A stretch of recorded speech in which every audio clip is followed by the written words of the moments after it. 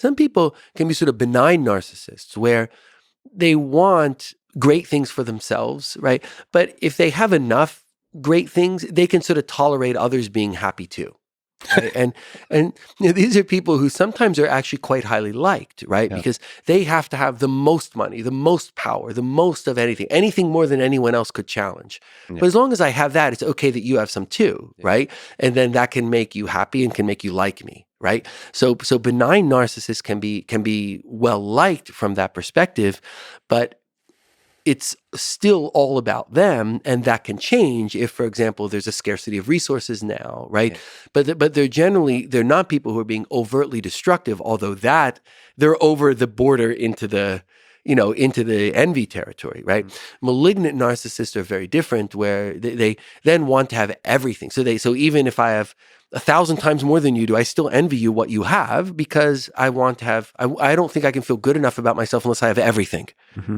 And once I have everything, I won't feel good enough about myself either, and then I'll have to have more, right? It's like that's malignant narcissism, which we think of as sociopathy, right? Again, we can define these words in different ways, but they're very, very negative concepts. That's profound sociopathy, malignant narcissism, envy writ large. So sociopathy is malignant narcissism. That's a convenient way to think about it.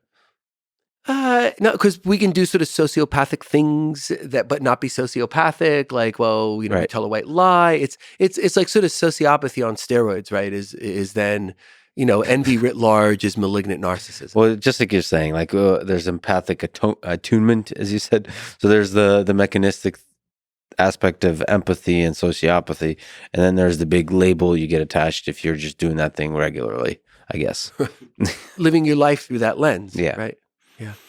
And is there a nice spectrum that's like narcissism, sociopathy, and psychopathy? Is it all the same kind of nice stroll through the woods off the cliff? Or not really, because the words don't have clear definitions like psychopathy and sociopathy. There's no real definition of psychopath or psychopathy. Or does that mean someone's sociopathic but psychotic? Like, there's really not we end up using those words colloquially, mm-hmm. right? Which is why concepts that we can define, like envy, empathic attunement, narcissism, even though there might be nuances in definitions, like we can define them in ways that are widely accepted, including within psychology and psychiatry.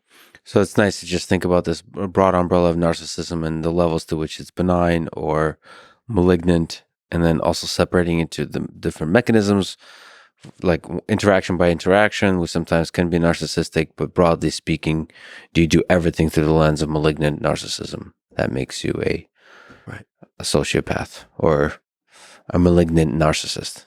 Yes. And the thing I would add to that is the thought about culture, right? It's like, how does the cultures we're in, whether it's the culture of a household, right? The culture of a community, the culture of a nation or the world, right? How does that impact what unfolds in that person? And then how does what unfolds in that person impact that culture?